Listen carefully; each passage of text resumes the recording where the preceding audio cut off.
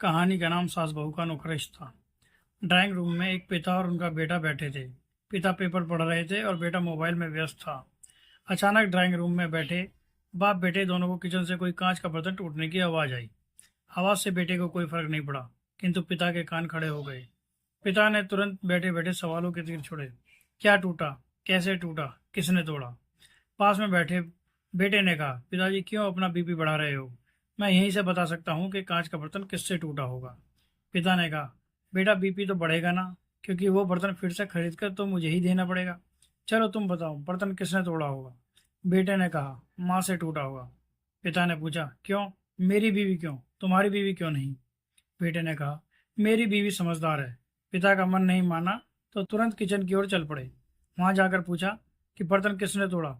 तो उनकी पत्नी सामने आई और कहा, मुझसे टूटा है, क्या करोगे?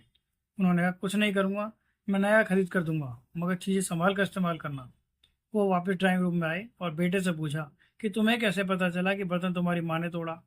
बेटे ने जवाब दिया, अगर बर्तन बहू से टूटता तो पीछे से तुरंत डांट की आवाज़ सुनाई देती, मगर बर्तन उनसे टूटा, इसलिए पीछे से कोई भी आवाज़ नहीं आई।